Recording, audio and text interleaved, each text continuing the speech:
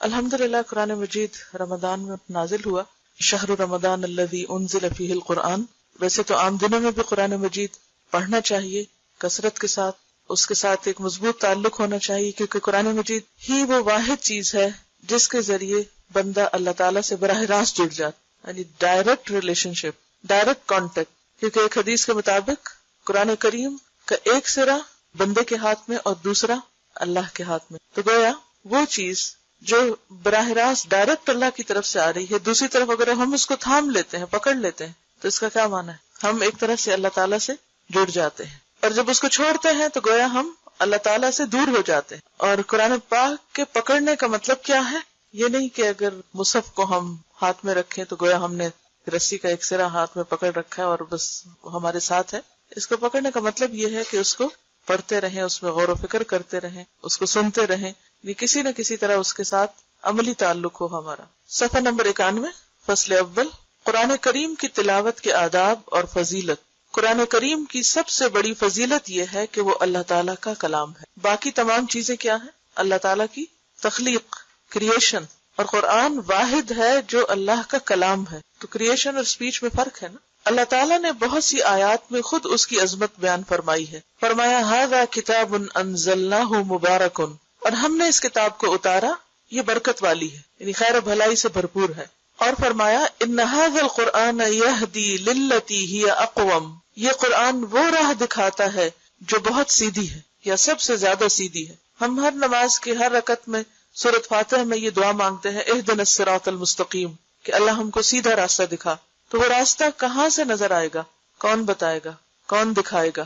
قرآن۔ ان ھذا القرآن، یقیناً یہ قرآن، یہدی، ہدایت دیتا ہے، راستہ دکھاتا ہے، للتی، وہ جو ہی اقوم، سب سے زیادہ درست، سیدھا اور اسٹریٹ ہے، جس میں کوئی کجی نہیں۔ اور اگر کوئی شخص قرآن چھوڑ کر کسی اور ذریعے سے ہدایت پانا چاہے تو وہ نہیں پا سکتا۔ اور فرمایا لا یأتیہ الباطل من بین یدیہ ولا من خلفہ، باطل نہ سامنے سے اس پر آ سکتا ہے نہ پیچھے سے، یعنی اس کتاب میں کسی قسم کی کوئی مداخلت نہیں ہو سکتی، اس کے الفاظ میں، اس کے کلام میں کچھ بھی اور داخل نہیں کیا جا سکتا، نہ نکالا جا سکتا ہے۔ یہ ایک مضبوط کلام ہے، اللہ تعالیٰ نے اس کی حفاظت کا ذمہ لیا ہے۔ بخاری شریف کے افراد میں حضرت عثمان بن عفان رضی اللہ عنہ کی حدیث ہے۔ افراد کا کیا معنی ہے؟ افراد بخاری شریف کے افراد میں، آپ نے لفظ متفق علیہ سنا، کیا مطلب ہے جسے بخاری اور مسلم نے روایت کیا ہے؟ اور افراد کا پھر کیا معنی ہوگا؟ اکیلے بخاری نے جس کا روایت کی۔ نبی صلی اللہ علیہ وسلم نے فرمایا تم میں سے بہترین آدمی وہ ہے جو قرآن سیکھے اور سکھائے، خیرکم من تعلم القرآن وعلمہ۔ اور حضرت انس رضی اللہ عنہ نے کہا رسول اللہ صلی اللہ علیہ وسلم نے فرمایا کچھ بندے اللہ تعالیٰ کا اہل و عیال ہیں۔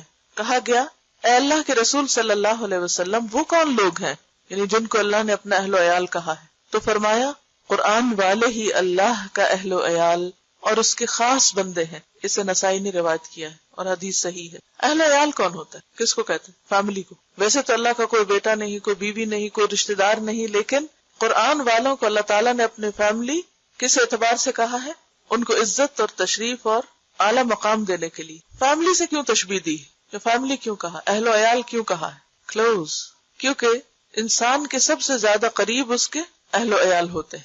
ہم میں سے ہر شخص چاہتا ہے کہ وہ اللہ کا مقرب بندہ بنے، اللہ کے قریب ہو، اللہ کا قرب اس کو نصیب ہو، اسے اللہ کی محبت نصیب ہو، وہ اللہ تعالیٰ کے خاص خاص خاص بندوں میں شمار ہو۔ ہر ایک کا یہ شوق ہوتا ہے، لیکن وہ کون سا طریقہ ہے، وہ کون سا نسخہ ہے، وہ کیا ذریعہ ہے کہ ہم اس کے خاص بندے، کیونکہ اس حدیث کی وضاحت خود حدیث کے الفاظ میں ہے، اور اس کے خاص بندے، کیونکہ خاص بندے، اسپیشل پیپل، قریب ترین لوگ انسان کے لیے کون ہوتے ہیں؟ اس کے گھر والے۔ اور پھر اللہ تعالیٰ جب کسی کو اپنا اہل کہتا ہے تو اس کا مطلب یہ کہ وہ میرا خاص چنا ہوا بندہ ہے، قریب ترین ہے، وہ لوگ جو اس کو بہت پہچانتے ہیں۔ اور اللہ کی پہچان کہاں سے ہو سکتی؟ اس کے کلام کے ذریعے۔ اس کو اس طرح بھی سمجھ سکتے ہیں کہ کسی کو بھی اگر آپ سمجھنا چاہیں تو صرف اس کی شکل و صورت سے نہیں سمجھ سکتے۔ جیسے شیخ سعدی نے کہا نا کہ انسان کے عیب و ہنر چھپے رہتے ہیں جب تک وہ خاموش رہتا ہے، اور جب وہ بولتا ہے، جب وہ بات کرتا ہے تو اس کی خوبیاں اور خامیاں کھل کے سامنے آ جاتی ہیں۔ کسی انسان کو بھی پرکھنے کا ذریعہ کیا ہے؟ اس کا کلام، اس کی بات، اس کی گفتگو کا انداز۔ تو اللہ تعالیٰ کی معرفت، اللہ تعالیٰ کی پہچان کس طرح ہو سکتی؟ یعنی ویسے تو کائنات کی مختلف نشانیاں ہیں، بہت سی جو اس کی کریشن اس کو دیکھ کر بھی اللہ کی پہچان ہوتی، لیکن جو پہچان قرآن کے ذریعے سے ہوتی ہے، اس کے کلام کے ذریعے سے ہوتی ہے، وہ کسی بھی دوسرے ذریعے سے نہیں ہو سکتی. نہ آپ کی عقل، نہ آپ کے انٹیلیجنس، آپ کی سمجھ بوجھ، آپ کے دنیاوی علوم، علم، کائنات میں گہرا غور و فکر، یہ سب چیزیں اپنی جگہ ہیں، لیکن سب سے بہترین ذریعہ اللہ کی پہچان کا اللہ کا کلام ہے، اور یہی اس سے قرب کا ذریعہ ہے. ایک اور حدیث میں ہے کہ نبی صلی اللہ علیہ وسلم نے فرمایا اللہ اس دل کو عذاب نہ کرے گا جس نے قرآن کو یاد رکھا، لیکن حدیث ضعیف ہے. اگرچہ ہم دیکھیں کہ معنی کے اعتبار سے بات میں ایک سینس ضرور ہے، یعنی اسے ہم نبی صلی اللہ علیہ وسلم سے منسوب نہیں کر سکتے، لیکن اگر اسے ویسے ایک بات کے طور پر لیں کہ وہ دل جس میں قرآن محفوظ ہو، کیونکہ قرآن کہاں اتارا گیا؟ دل پر. اور جب ہم اسے یاد کرتے ہیں، اسے غور و فکر کرتے ہیں، پڑھتے ہیں، سمجھتے ہیں، تو سب سے زیادہ کیا چیز انوالو ہوتی؟ دل. تو وہ دل اللہ کے قریب ہوتا ہے، اللہ تعالیٰ کی رحمت تلے ہوتا ہے، جس دل میں قرآن کی محبت ہوتی ہے، اور جس دل میں قرآن محفوظ ہوتا ہے، اور جس پر قرآن ایک طرح سے نازل ہوتا ہے. نازل ہونے کا مطلب وحی کا نازل ہونا نہیں ہے، نازل ہونے کا مطلب اس کے معانی کا انکشاف ہے، اور اس کے اندر غور و فکر کی صلاحیت ہے. تو وہ جگہ جو ہر وقت قرآن میں مشغول ہو، آپ دیکھیے کہ جس جگہ قرآن مجید پڑھا جا رہا ہو تو کیا ہوتا ہے؟ اس جگہ پر رحمت اور سکینت نازل ہوتی ہے. حدیث میں آتا ہے نا، مجتمع قوم فی بیت من بیوت اللہ یتلون کتاب اللہ ویتدارسونہ بینہم الا ونزلت علیہم السکینہ وغشیتہم الرحمہ وحفتہم الملائکہ، کہ جب بھی کچھ لوگ اللہ کے گھروں میں سے کسی گھر میں اکٹھے ہو کر کیا کرتے ہیں؟ جمع ہو کر یتلون کتاب اللہ، اللہ کی کتاب پڑھتے، وَيَتَدَارَسُونَهُ بَيْنَهُمْ، اور آپس میں اس کو سیکھتے سکھاتے ہیں، إِلَّا وَنَزَلَتْ عَلَيْهِمُ السَّكِينَةُ، مگر ان پر سکینت اترنے لگتی، غشیتہم الرحمہ، رحمت ان کو ڈھانپ لیتی، حفتہم الملائکہ، ملائکہ ان کو اپنے گھیرے میں لے لیتے ہیں. اگر اس جگہ کے ساتھ یہ معاملہ ہوتا ہے جہاں قرآن پڑھا جاتا ہے، تو وہ دل جو قرآن کی محبت سے سرشار ہو اور اس میں غور و فکر میں مشغول ہو، تو یقیناً وہ بھی اللہ کی رحمت کا مستحق ہوگا. اس کے برعکس وہ دل جس میں حسد اور بغض اور نفرت اور کینہ اور بہت سی اور منفی چیزیں بھری بھی ہوں، تو اس کے بارے میں کیا آتا ہے؟ اور بخل خاص طور پر قرآن مجید میں آتا ہے نا، آگ جو ہے وہ ان کے دلوں تک پہنچ جائے گی. تطلع علی الافئدہ، ویل لکل ہمزہ میں آتا ہے نا، ویل لکل ہمزۃ لمزہ الذی جمع مالا وعددہ، وہ جس نے مال جمع کیا اور گن گن کے رکھا، یحسب ان مالہ اخلدہ، وہ سمجھتا ہے کہ اس کا مال ہمیشہ اس کے پاس رہے گا. کلا، ہرگز نہیں، لَيُنبَذَنَّ فِي الْحُطَمَةِ، وہ ضرور ضرور توڑ پھوڑ دینے والی میں پھینکا جائے گا. حطمہ جہنم کا ایک نام ہے. وَمَا أَدْرَاكَ مَا الْحُطَمَةُ، اور تمہیں کیا معلوم کہ حطمہ کیا ہے؟ نار اللہ، اللہ کی آگ، الموقدہ، جو بھڑکائی جا چکی، التي تطلع على الافئدہ، وہ جو دلوں کو جا پکڑے گی. ویسے تو آگ سارے جسم کو پکڑے گی، لیکن خصوصی طور پر دل کو کیوں جا کے پکڑے گی؟ کیونکہ دل ہی مرکز تھا دنیا کی محبت کا. دل میں ہی یہ بخل اور مال کی محبت اور سارا وقت بس وہی کیلکولیشنز کرتے رہنا اور ان کیلکولیشن سے باہر ہی نہ نکلنا، اور باقی ہر چیز کو بھلا کر صرف اور صرف اسی چیز میں مشغول ہونا، اور اللہ کی یاد اور اللہ کی محبت اور اللہ کی بھیجی ہوئی ہدایت اس سے بالکل غافل ہو کے جینا، یہ اس بات کی علامت ہے کہ وہ سزا بھی خاص طور پر وہاں تک پہنچے گی. اور پھر یہ کہ کوئی بھی چیز جو دل تک پہنچ جاتی ہے وہ کہاں تک جاتی؟ مثلا آپ دیکھیں آپ کے بلڈ میں کلاٹس ہوتے، لیکن جب وہ کلاٹ دل تک پہنچ جائے پھر کیا ہوتا ہے؟ ہارٹ اٹیک ہو جاتا ہے. دل تک کوئی بھی چیز جو پہنچتی ہے وہ پوری باڈی میں آٹومیٹکلی پہنچ جاتی. تو آگ کو بھی دل تک پہنچایا گیا تاکہ وہ پورے جسم کو اپنی لپیٹ میں لے لے. اسی طرح بنی اسرائیل کے بارے میں آتا ہے وہ اشربوا فی قلوبہم العجلہ، ان کے دل جو تھے وہ بچڑے کی محبت پلائے گئے.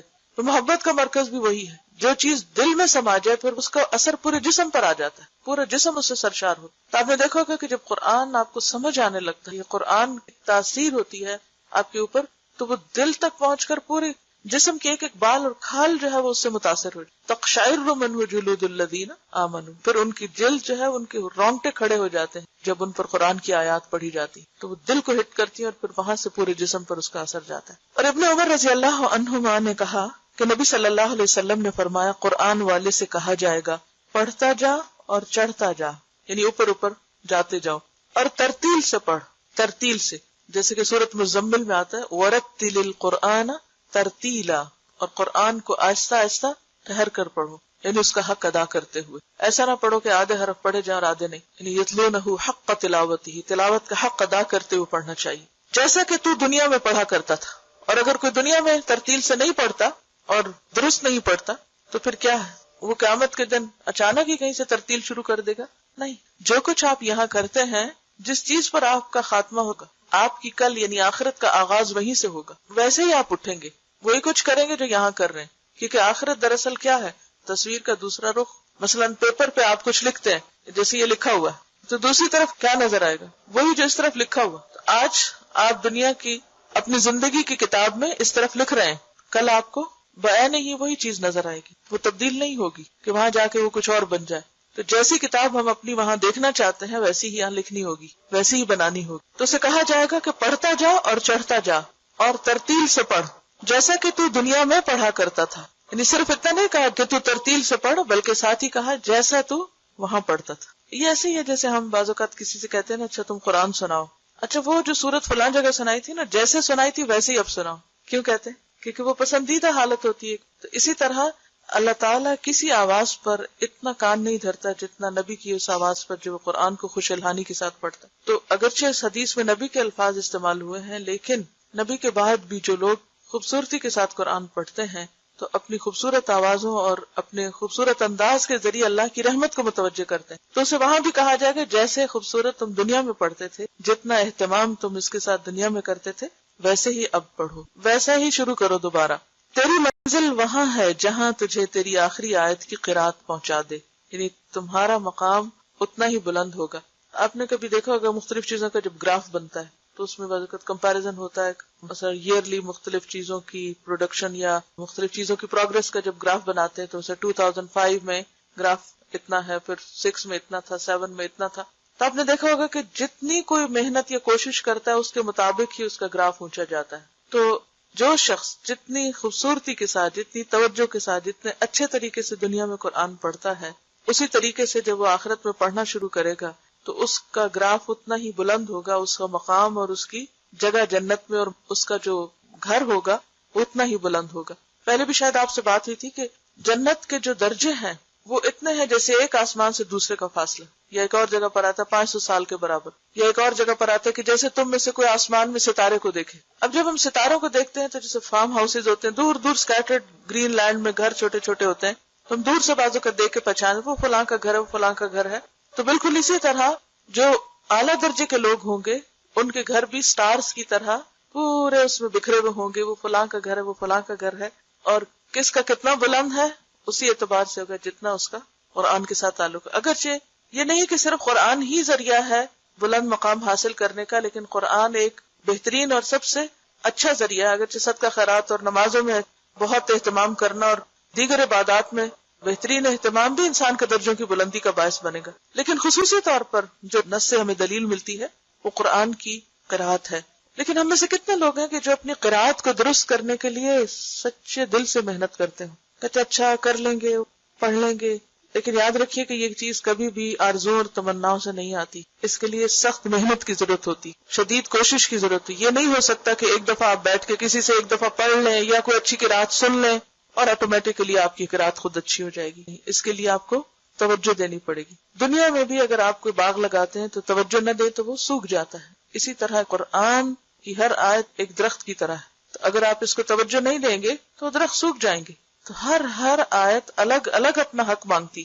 اور آبویسلی یہ حدیث خاص طور پر حافظ قرآن کے لیے بھی ہے، کیونکہ باقی لوگ شاید مصحف دیکھ کے بھی پڑھنے کی اجازت ملے، لیکن جو آبویسلی سمجھ آتی ہے بات وہ یہی ہے کہ انسان کو ویسے ہی پڑھنے کے لیے کہا جائے گا جیسے دنیا میں پڑھتے تھے. جیسے پڑھتے تھے ویسے پڑھو. تو اگر زبانی پڑھتے تھے زبانی پڑھو، اور شاید دیکھ کے پڑھتے تھے، لیکن اصل جو فوکس ہے وہ قرآن کے طریقہ قرات پر ہے کہ کس انداز سے پڑھتے ہو تم. حضرت بریدہ نبی صلی اللہ علیہ وسلم سے روایت کرتے ہیں کہ آپ صلی اللہ علیہ وسلم نے فرمایا، قیامت کے دن قرآن اپنے ساتھی کو ملے گا. کون ساتھی؟ کون دوست؟ صاحب قرآن، جو قرآن پڑھتا تھا. کیونکہ قبر میں قرآن ایک دوست کی طرح ہوگا انسان کے ساتھ. تو قیامت کے دن بھی قرآن اپنے ساتھی کو ملے گا، جبکہ وہ قبر سے کمزور اور زرد رنگ نکلے گا. یعنی قبر سے جب اٹھایا جائے گا تو وہ کمزور، ویک، زرد رنگ کا ہوگا. وہ کیوں؟ انسان قبر سے نکل کے ایسا کیوں ہوگا؟ اور یہ بھی حسن حدیث ہے، مسند احمد کی روایت ہے. یہ بیسیکلی قیامت کے دن قبروں سے جب لوگ نکلیں گے تو صاحب قرآن جب اٹھے گا تو کمزور ہوگا، زرد رنگ کا ہوگا. کیوں؟ قبر میں رہنے کی وجہ سے یا کسی اور وجہ سے؟ خوف سے. اور دنیا میں قرآن پڑھنے کی وجہ سے قرآن کے ساتھ گہرا تعلق رکھنے کی وجہ سے جو اس کی حالت ہو گئی تھی اس کے ساتھ ہی وہ فوت ہوا، اسی حال پہ دفن ہوا، اسی طرح اٹھے گا۔ قرآن پاک میں منافقین کی صفت کیا آتی؟ اذا رأیتہم تعجبک اجسامہم، جب تم انہیں دیکھو تو ان کے جسم تمہیں بہت متاثر کریں، کیونکہ ان کی ساری توجہ کس پر؟ جسموں کی طرف۔ اور بات یہ ہے کہ اگر آپ کسی فٹنس پروگرام میں شریک ہو جائیں تو پھر آپ کسی اور چیز کی طرف توجہ نہیں کر سکتے، اور اگر آپ قرآن پروگرام میں شریک ہو جائیں تو پھر جسم متاثر ہوتے ہیں۔ اور کثرت قرات جو ہے یا قرآن کے ساتھ جو مشغولیت ہے وہ بہرحال انسان کو، کیونکہ قرآن وہ کلام ہے جو پہاڑ پہ اتارا جاتا تو کیا ہوتا؟ لو انزلنا هذا القرآن على جبل لرأيته خاشعا متصدعا من خشية الله، اگر ہم یہ قرآن پہاڑ پر اتارتے تو تم دیکھتے کہ پہاڑ اللہ کی خشیت سے دب جاتا، ٹکڑے ٹکڑے ہو جاتا، خاشع خشوع سے جھک جاتا، دب جاتا، یعنی بیٹھ جاتا۔ اس کی وہ جو اونچائی ہے نا، وہ جو چوٹی اٹھی ہوئی ہے، وہ اٹھی ہوئی چوٹی نہ رہتی بلکہ کیا ہوتی؟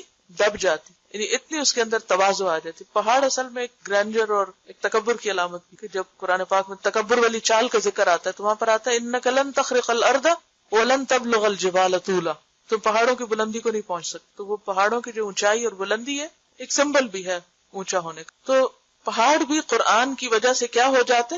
ان کا تکبر اور ان کی اونچائی اور بڑائی ختم ہو جاتی، بیٹھ جاتے، اور صرف بیٹھتے ہی نہ، متصدعن، ٹکڑے ٹکڑے ہوتے۔ اگر آپ نے کبھی کوئی سین دیکھا ہو ڈائنامائٹ سے پہاڑ کو توڑنے کا تو آپ دیکھیں چھوٹی چھوٹی اس کی جو کرچیاں ہوتی ہیں نا وہ یوں اڑ رہی ہوتی دھول بن کے، اور کیا انسان متاثر نہ ہوگا؟ آپ نے دیکھا ہوگا کہ جب بچے حفظ کر رہے ہوتے ہیں یا جو لوگ واقعی قرآن کے ساتھ تعلق رکھے ہوئے ہوتے ہیں اور حقیقی معنوں میں، کیونکہ انما یخشی اللہ من عبادہ العلماء، اگر قرآن دل میں جاتا ہے نا، اندر اترتا ہے تو ضرور متاثر کرتا ہے، لازمی طور پر انسان کے اندر عاجزی آتی، اور اگر وہ دل میں نہ جائے، اوپر اوپر رہے تو پھر وہ انسان کی شان تو بلند رہے گی مگر اس کے اندر یہ خصوصیت نہیں آ سکتی۔ تو یہ کوئی معمولی کتاب نہیں ہے، کوئی معمولی کلام نہیں ہے۔ اس کو اٹھانا اور اس کو محفوظ کرنا اور اس کا حق ادا کرنا انسان کی انرجی لیتا ہے۔ تو قیامت کے دن جب قبر سے اٹھے گا انسان زرد رنگ کا ملگجے حال والا، تو پھر کیا ہوگا؟ قرآن فوراً آ جائے گا ملاقات کے، سوچئے، اور کہے گا کیا تو مجھے پہچانتا ہے؟ مجھے جانتے ہو؟ پہچانو میں کون ہوں۔ ایسا کب ہوتا ہے؟ جب آپ کو کوئی بچھڑا ہوا دوست بہت عرصے کے بعد ملے، مثلا بچپن کے دوست اب اگر آپ کو ملے، جیسے اگر آپ کی 40-50 عمر ہو گئی ہے، اسکول کے، کالج کے، تو سب کے حلیے بدلے ہوئے ہوتے ہیں نا، سب کی شکلوں میں کچھ نہ کچھ فرق آ چکا ہوتا ہے، فٹنس ہر چیز بدل چکی، پھر کیا کہتے ہیں؟ پہچانتے ہو مجھے؟ کون ہوں میں؟ وہی تمہارا وہ ساتھی جو فلاں جگہ تمہارے ساتھ پڑا تھا۔ تو قرآن بھی کہے گا کیا تو مجھے پہچانتا ہے؟ وہ کہے گا میں نہیں پہچانتا۔ کیوں کہے گا؟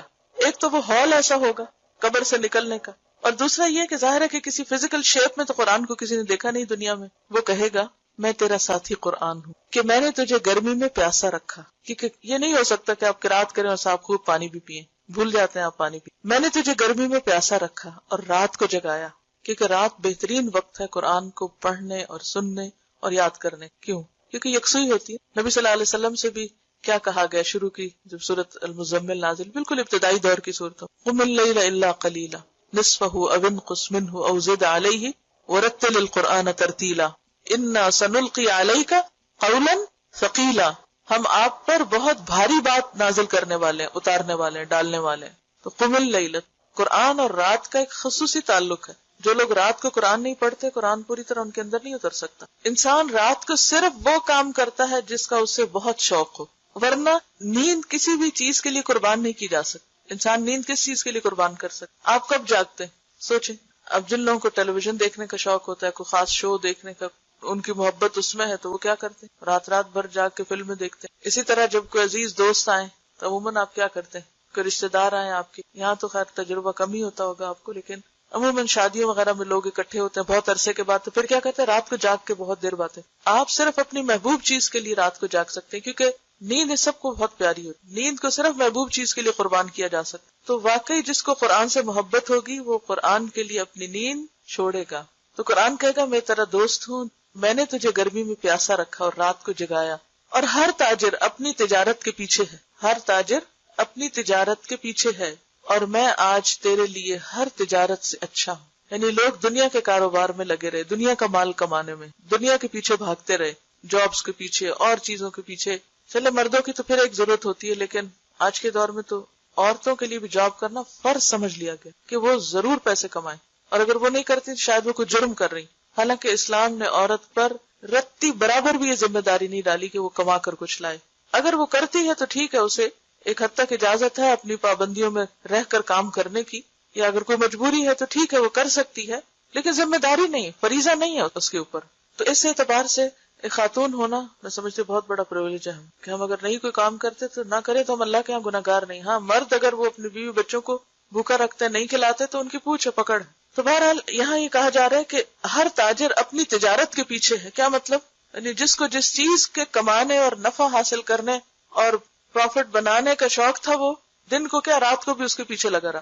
اور میں آج تیرے لیے ہر تجارت سے اچھا ہوں. قرآن مجید میں بھی آتا ہے نا، ہوا خیر مما یجمعون. یہ قرآن بہتر ہے ہر اس چیز سے جسے لوگ جمع کر رہے ہیں. مثلا آج ستمبر کی کون سی تاریخ؟ 5. آپ لوگوں نے 7 ستمبر سے قرآن پڑھنا شروع کیا تھا، تقریباً 1 سال ہونے کو. اس 1 سال میں آپ نے سورۃ یاسین تک قرآن کو جمع کیا، اس کا ترجمہ یاد کیا، اس کے معنی کو سمجھا، جس حد تک بھی جس سے جو محنت ہوئی کوشش ہوئی آپ نے سمیٹا اس کو. ہر ایک کا سمیٹنا فرق ہے نا، سب نے ایک جیسا نہیں دیا تو سب کو برابر کر گیا، لیکن ہر ایک نے جمع اپنے اپنے ظرف یا برتن یا کیپیسٹی کے اعتبار سے کیا اس کو. لیکن کچھ لوگ سوچتے رہے کس چیز نے روکا ان کو یہاں آنے سے، مثلا کسی جاب نے یا کسی اور ایسے ہی کام نے. اس 1 سال میں انہوں نے کتنا مال کما لیا ہوگا، کتنے پیسے کما لیے، اس سے کتنا کچھ کیا بنا لیں گے. ہو سکتا ہے ان کی ضرورت ہے تو ایک الگ بات ہے، لیکن اگر صرف شوق ہے، کئی لوگ صرف جاب کس لیے کرتے ہیں کہ اتنا پڑھا تو اب گھر بیٹھ جائیں کہ میری سیٹسفیکشن نہیں ہوتی. تو اگر صرف شوق کے لیے مال جمع کیا، وہ مال کہاں رکھا ہوگا؟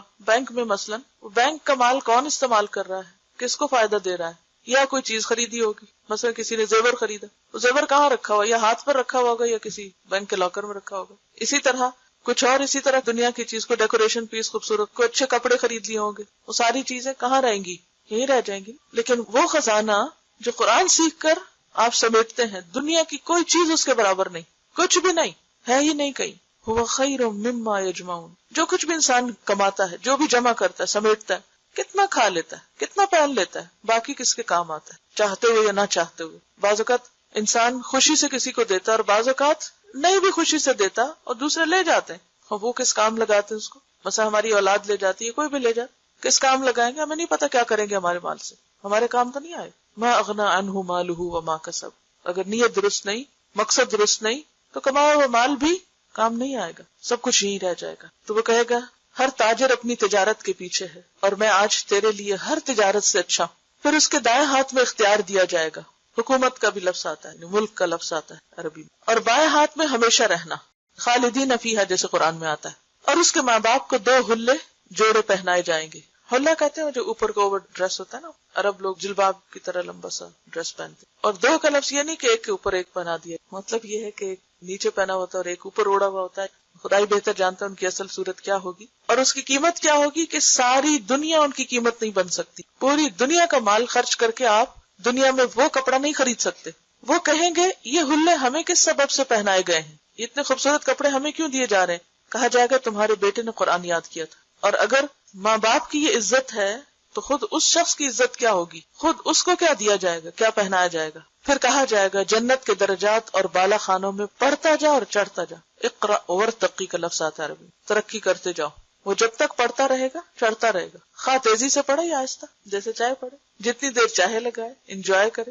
ابن مسعود رضی اللہ عنہ نے کہا قرآن والے کو چاہیے کہ وہ اپنی رات کو پہچانے جبکہ لوگ سوئے ہوئے ہوں، اور اپنے دن کو جبکہ لوگ کھانا کھائیں، اور اپنے غم کو جبکہ لوگ خوش ہوں، اور اپنے رونے کو جبکہ لوگ ہنسیں، اور اپنی خاموشی کو جبکہ لوگ باتیں کریں، اور اپنے خشوع کو جبکہ لوگ تکبر کریں. کیا مطلب ہے اس کا؟ وہ اپنی رات کو پہچانے جبکہ لوگ سوئے ہوئے. رات کو پہچاننے کا مطلب کیا ہے؟ یعنی اس کی قدر و قیمت جانے کہ لوگ سو کر غفلت میں گزار رہے ہیں، کیونکہ جن کی زندگی میں کوئی مقصد نہیں ہوتا، کوئی پیشن نہیں ہوتا، انہیں سونے کا بہت شوق ہوتا ہے. وہ سو کر پھر سوتے ہیں، پھر سوتے ہیں. قرآن والے کے آس پاس لوگ سوئے پڑے، لیکن ان کے آس پاس لوگ سوئے بھی ہو تو وہ خود کیا کرتے؟ وہ ان کے طریقے پہ نہیں چلتے، وہ اس پہ حسرت نہیں کرتے ہائے کتنے خوش قسمت یہ سو رہے ہیں اور میں کس مصیبت میں، سب آرام کر رہے ہیں اور مجھے پڑھنا پڑ رہا ہے. وہ اپنی رات کو پہچانے، یعنی رات کی قدر و قیمت پہچانے کہ جب وہ زیادہ بہتر طور پر پڑھ سکتا ہے، اور اپنے دن کو جب کہ لوگ کھانا کھائیں. آج کل چونکہ رمضان ہے تو لمیٹڈ ٹائم ہوتا ہے نا کھانا کھانے کے لیے بھی اور سمیٹنے کے لیے بھی. اور آج سحری کے وقت جب سحری کے بعد چیزیں سمیٹ رہی تھی تو میں یہ سوچ رہی تھی کہ پہلے دن کی سحری کے مقابلے میں آج زیادہ جلدی سب کچھ سمٹ گیا. وجہ کیا ہے؟ آہستہ آہستہ ہر چیز کٹ ڈاؤن ہو رہی ہے. ہم کیا کرتے ہیں کہ ایک کھانا ہوتا ہے تو اس کے ساتھ لوازمات جو ہیں ہمارے وہ جتنے زیادہ ہوتے ہیں اتنے برتن زیادہ ہوتے ہیں, اتنا ان کو اٹھانے اور رکھنے میں وقت زیادہ لگتا ہے. جب وہ ایک ایک لوازمات کٹ ڈاؤن ہوتے ہیں کہ ٹائم نہیں ہے, اس کو بھی نکالو, اس کو بھی نکالو, اس کو بھی نکالو, اور ایک لمیٹڈ ٹائم میں کیا کھا سکتے ہیں کہ جب آپ زیادہ پکا لیں تو آپ کو کھانے کے لیے تو پھر ایک لمبا ٹائم چاہیے نا, یا اس کو لگانے کے لیے, رکھنے کے لیے, پھر لگانے کے بعد اٹھانے کے لیے. تو میں سوچ رہی تھی کہ زندگی کا زیادہ وقت اور ایک بڑا حصہ خصوصاً خواتین کا لوازمات میں لگتا ہے. کھانا تو ایک ضرورت ہے لیکن لوازمات ضرورت نہیں ہے, وہ ہمارے اپنی بڑھائی ہوئی چیزیں ہیں. جتنی وہ بڑھتی اتنے برتن بڑھتے, اتنا دھونا بڑھتا, اتنا اٹھانا اور ان کا رکھنا, اتنا ہی پھر آپ تھک جاتے. پھر تھکنے کے بعد آپ کے پاس وقت ہے کہ آپ بیٹھ کے آپ قرآن کی قرات کریں. اب آپ اتنے تھک گئے ہیں کہ اب آپ کو دل چاہ رہا ہے کہ آپ سو جائیں, پھر آپ سو جاتے ہیں, وہ وقت گزر جاتا ہے. آپ آزما کر دیکھ لیں, اگر آپ اپنے لوازمات کم کر دیں گے تو قرآن کے لیے یقیناً وقت نکلے گا. اور اسی طرح دن بھر کوئی پکانے کھانے کا کچھ کام نہیں, خیال بھی نہیں. حتیٰ کہ انسان ایک چائے بھی پیتا نا تو اس کا بھی کپ دھونا ہوتا ہے. پہلے تو بنانی ہوتی ہے, پھر اس کے بعد دھونا ہوتا ہے, تو ٹائم لگتا ہے نا. اور کرنے کو کیا کیا آپ نے, چائے کا ایک کپ پیا, لیکن اس کے بنانے سے لے کر اس کو پینے اور پھر اس کو دھونے اور اس کے بعد رکھنے میں آپ ذرا ٹائم دیکھیں کتنا, اس میں ایک پوری صورت یاد ہو سکتی, یہ ریوائز ہو سکتی. لیکن بعض اوقات ہمیں ضرورت نہیں بھی ہوتی, کیا غذائیت ہے چائے میں, صرف عادت ہے, ضرورت نہیں بھی ہوتی تو بھی ہم کیا کرتے ہیں, بور ہو رہے ہیں, چلو چائے پی. اور یہ نہیں دیکھتے کہ کتنا قیمتی زندگی کا وقت صرف اس میں ہی گزر گیا. اور اگر ہم صرف دن میں 3 کپ پینے کے عادی, صرف 1 کپ کو کٹ کریں, جیسے آج کل رمضان میں ہوا ہے, کرنے کو دوسرا بھی کر سکتے ہیں, لیکن وہ بھی ہمیں ہوتا ہے کیا پتا تراویح میں سستی ہو جائے. کچھ نہیں ہوتا, کر کے تو دیکھیں, ول پار سے کام نہیں, کچھ نہیں ہوتا. اور اگر نہیں دل مانتا تو اللہ سے دعا کریں, یا رب جتنا میں نے کھایا ہے, جو بھی کھایا, اسی میں برکت ڈال دے, اسی میں طاقت ڈال دے, اسی کو غذا بنا دے, اسی کو دوا بنا دے, اور اسی کو سب کچھ کر دے, اور اس سے زیادہ کہ جھنجٹ میں مجھے نہ ڈال. تو آپ دیکھیں گے کہ اسی کے اندر اللہ آپ کو قناعت دے دے گا, اور اس وقت کو آپ قرآن کے لیے استعمال کر سکتے. تو بات یہ ہے کہ قرآن کو پڑھنے کے لیے, یاد کرنے کے لیے آپ کو لازماً وقت چاہیے, اور وقت کہیں اور سے نہیں, ایک اور دن ملے گا آپ کو, یہی دن ہے, اسی میں سے آپ کو نکالنا ہے, اسی میں سے آپ کو اپنے لیے وقت بچانا ہے. آپ دیکھیں کہ ایک عورت کی زندگی خصوصاً ایسی ہوتی ہے کہ سب اس سے صرف ڈیمانڈ کر رہے ہوتے ہیں. شوہر بھی ڈیمانڈ کرتا ہے, بچے بھی ڈیمانڈ کرتے ہیں, رشتے دار بھی ڈیمانڈ کرتے ہیں, مہمان بھی ڈیمانڈ کرتے ہیں, سب اسی سے ڈیمانڈ کرتے, ہر ایک کو اسی سے اپنی ضرورت پوری کرنی. پھر آپ اپنے لیے نہیں جی سکتے, آپ کے اپنے لیے کچھ بھی وقت نہیں بچتا, کوئی آپ کے لیے نہیں سوچے گا. آپ کو خود سوچنا ہے اپنے کہ کیا ضرورت ہے اور کیا عیش و عشرت ہے, کہاں کٹ ڈاؤن ہے, کہاں سٹاپ ہے, بس یہاں تک, اور اس میں سے کتنا وقت مجھے نکالنا. تو آپ دیکھیں کہ منٹ منٹ کاؤنٹ کرتے کرتے آپ ایک اچھا والا چنک نکال لیں گے اپنی ساری مصروفیات کے ساتھ, اسی میں آپ کو پڑھنا ہے. تو اپنی رات کو پہچانے جب کہ لوگ سوئے ہوئے ہوں, کہ وہاں سے کیسے وقت نکالتے. اپنے دن کو جب کہ لوگ کھانا کھائیں تو اس میں سے وقت نکال کر کچھ قرآن پڑھا لیں. اور اپنے غم کو جب کہ لوگ خوش ہوں, کیونکہ خوشی اور ایکسائٹمنٹ میں بھی لوگ بھول جاتے ہیں کہ ابھی انہیں کچھ کام کرنا ہے. اور سب سے زیادہ کیا بھولتے ہیں, یا نماز چھوٹی کریں گے یا قرآن کا سبق چھوڑ دیں گے, کیونکہ آج ہم خوش ہیں, کہ آج خوشی کا موقع ہے. خوشی کے دن بھی کوئی ایسا کرتا ہے؟ سوچیے اپنی کسی بھی پارٹی, کسی بھی شادی, کسی بھی خاص دن کو کہ کیا اس دن بھی آپ نے قرآن پڑھا تھا, یا یاد رہا آپ کو پڑھنا. تو جو صاحب قرآن ہوتے ہیں وہ کس طرح صاحب قرآن بنتے ہیں, وہ کس طرح اللہ کے خاص بنتے ہیں, جبکہ لوگ خوش ہو رہے ہوں تو ان کو اپنا غم نہ بھولے. ان کا غم کیا ہوتا ہے میرا قرآن کا وقت ہے, میرا پڑھنا, یہ ہے غم. اپنے غم کو نہ بھولے جبکہ لوگ خوش ہو رہے ہوں, غم کو نہ بھولیں. یہ نہیں کہ وہ کسی 10 سال پہلے مرے شخص کو یاد کر کے رونا شروع کر دے. کچھ لوگ ہوتے ہیں زندگی میں ایسے کہ چاہے 10 سے 20 سال بھی پہلے فوت ہو تو ان کو یاد کر کے رونا آتا ہے, لیکن ان کو بھی ہمارا رونا کیا فائدہ. مجھے کبھی بھی رونا ہو نا, میں صرف ایک لمحے کے لیے اپنے والد کو یاد کروں تو میں رو سکتی. اتنی شدید محبت تھی مجھے ان سے, اور قرآن کی وجہ سے. ہر بیٹی کو باپ سے محبت ہوتی ہے, لیکن چونکہ انہوں نے مجھے قرآن دیا, قرآن سے مجھے محبت, اور اس محبت کی وجہ سے ان سے محبت ہے. تو کسی بھی لمحے میں رو سکتی ہوں, مجھے رونا مشکل نہیں اگر میں ان کو یاد کروں. لیکن میرا رونا ان کو کیا فائدہ دے اور مجھے کیا فائدہ دے. تو میں فوراً اس وقت کو پھر واپس قرآن کی طرف لاتی, کیوں نہ میں کچھ اس میں سے پڑھا لوں تاکہ ان کے لیے صدقہ جاریہ بنوں. تو جب لوگ اپنی دنیا میں مست ہوں, باتوں میں, فضول گفتگو میں, تو صاحب قرآن اس میں شریک نہ ہو. وہ اپنے وقت کو پہچانے اور اپنے قرآن کی طرف مائل ہو جائے. اور اپنے رونے کو جب کہ لوگ ہنسیں, کہ لوگ غفلت سے ہنس رہے ہیں تو اس کو کیوں رونا آئے, کہ کیوں بھول گئے. اور اپنی خاموشی کو جب کہ لوگ باتیں کریں, کیونکہ انہی باتوں میں سے وقت نکلے گا آپ کے قرآن پڑھنے کے لیے. اور اپنے خشوع کو جب کہ لوگ تکبر کریں. لوگ کس بات پہ اکڑتے ہیں؟ دنیا کے مال و دولت پہ. کوئی اپنے حسن پہ اترا رہا ہے, اور کوئی اپنے لباس پہ, اور کوئی اپنے زیور پہ, اور کوئی اپنے گھر پہ, اور کوئی اپنی جاب پہ, اور کوئی اپنی ڈگری پہ. جب لوگ ان چیزوں پہ اترائے, کبھی بھی احساس کمتری کا شکار نہ ہو. اس وقت اپنا جائزہ لیں کہ میرے اندر کتنی عاجزی، اور یہ عاجزی کون لاتا ہے؟ قرآن. قاری کے لائق نہیں، یعنی قرآن پڑھنے والے کے لائق نہیں، یعنی اس کو زیب نہیں دیتا، اس کے لیے اچھا نہیں کہ وہ سنگ دل، غافل، شور مچانے والا اور مغلوب الغضب ہو. یہ چار چیزیں قرآن پڑھنے والے کو سوٹ نہیں کرتی، اس کے اوپر نہیں سجتی. کون سی ہے وہ؟ کہ وہ سنگ دل ہو، ہارڈ ہارٹڈ، اس کے اندر کسی کے لیے رحم نہ ہو، غافل، بے فکر اپن، یہ بھول گئے وہ بھول گئے، یہ نہیں کیا وہ نہیں کیا، کوئی وعدہ کیا تو اسے چھوڑ دیا، کسی کے ساتھ کوئی بات کہی تو اس میں غیر ذمہ داری کا ثبوت دیا. ایسا نہیں ہوتا وہ. اور شور مچانے والے، یعنی اس کی گفتگو میں بھی ٹھہراؤ ہوتا ہے، وہ چیخ چیخ کے باتیں نہیں کرتا، اور غصے میں ایسا مغلوب نہیں ہوتا کہ وہ بھول جائے کہ اس کے کرنے کا کام کیا تھا، یعنی اس کا غصہ بھی اعتدال میں ہونا چاہیے. فضیل نے کہا قرآن کا حامل یعنی قرآن پڑھنے والا، صاحب قرآن اسلام کا علم بردار ہے، اسلام کا ریپریزنٹیٹو ہے. اسے لائق نہیں کہ لغو گوئی کرنے والوں کے ساتھ مل کر لغو گوئی کرے. کیا مطلب؟ کیا نہ کرے؟ بےہودہ کلام نہ کرے، کیونکہ جس زبان سے قرآن پڑھا جاتا ہے اس زبان سے فضول گفتگو زیب نہیں دیتی. بھولنے والوں کے ساتھ بھول جائے. کس چیز کو بھولنے والوں کے ساتھ؟ آخرت کو بھولنے والے. کھیلنے والوں کے ساتھ کھیلے، یعنی اگر لوگ کھیل میں مشغول ہیں تو وہ بھی جا کے کھیلنے لگے. اسے چاہیے اللہ کی عظمت کو ملحوظ رکھے، اور نہ یہ لائق ہے کہ وہ اپنی حاجت کسی کے پاس لے کر جائے، کسی سے سوال نہ کرے، کسی سے کچھ مانگے نہیں، کیونکہ وہ صاحب قرآن ہے، اس کے ساتھ قرآن کا نام ہے، وہ قرآن کی عزت ہے. ایسا کوئی کام نہ کرے کہ جس کی وجہ سے لوگ کیا کہیں، یہ قرآن پڑھے ہوئے ہیں، یہ قرآن پڑھانے والے لوگ ہیں، جیسی مین حرکتیں کرتے ہیں. بلکہ لوگ اپنی حاجتیں اس کے پاس لے کر آئیں. امام احمد بن حنبل رحمۃ اللہ علیہ نے کہا، میں نے خواب میں رب العزت کو دیکھا. میں نے عرض کیا، اے میرے رب، آپ کی جناب میں تقرب حاصل کرنے والے کس چیز سے تقرب حاصل کرتے، یعنی وہ طریقہ بتائیے کہ جس سے آپ کے قریب ترین ہو جائیں، وہ کون سی چیز ہے؟ فرمایا، اے احمد، میرے کلام سے، یعنی قرآن سے. میں نے عرض کیا، سمجھ کر پڑھنے سے یا بغیر سمجھ کر پڑھنے سے بھی؟ فرمایا، سمجھ سے بھی اور بغیر سمجھ کے بھی. یعنی بعض اوقات آپ تلاوت جب کر رہے ہوتے ہیں تو ہر لفظ اور ہر آیت پر غور و فکر نہیں کر پاتے. آپ نے غور کیا کہ جب آپ تجوید کے رولز کو دیکھتے ہیں تو کیا بھول جاتے ہیں؟ میننگز بھول جاتے ہیں. تو پھر آپ کا نہیں کیا فائدہ ایسی تلاوت کا؟ کئی لوگوں کو شیطان یہاں سے بہکا دیتا ہے، کوئی فائدہ نہیں ایسی تلاوت کا، تمہیں سمجھ تو آ نہیں رہی، تم تو صرف اسی پہ توجہ کیے ہوئے. کوئی بات نہیں. کیوں؟ اس لیے کہ آپ قرآن پڑھ رہے ہیں، اللہ کا کلام اور اس کا ایک ایک حرف کا حق ادا کر رہے ہیں. یہ بھی قابل عزت اور اللہ کے قریب ہونے والا کام ہے. تو ہم سب کو اس بات کا دھیان رکھنا چاہیے کہ ہم کیا ہیں؟ حامل قرآن ہے، صاحب قرآن ہے. ہمارا اخلاق صاحب قرآن ہونے کو ریپرزینٹ کریں. دنیاوی خواہشات اور دنیاوی ضرورتیں کے لالچ رکھنا دل میں اور دنیا کی محبت رکھنا بیسیکلی، کیونکہ قرآن ایسی چیز ہے بابرکت کہ جس کے ساتھ ہر برکت اترتی ہے. لیکن اگر انسان کے دل کے اندر لالچ ہو تو برکتیں چھن جاتی. قرآن پڑھانے کے بعد سوائے اللہ کے انسان کسی چیز کی طرف خواہش نہ رکھے، یعنی دنیا کی حسرت اس کے دل میں. کیونکہ قرآن پڑھنے کے بعد اگر کوئی شخص دنیا کی محبت رکھتا ہے یا کسی اور چیز کو اس سے بڑھ کے امپورٹنس دیتا ہے تو وہ قرآن کی ناقدری کرتا ہے، کیونکہ اللہ نے اس کو وہ دے دیا هو خیر مما یجمعون، جو ہر چیز سے زیادہ بہتر ہے جسے لوگ سمیٹتے ہیں.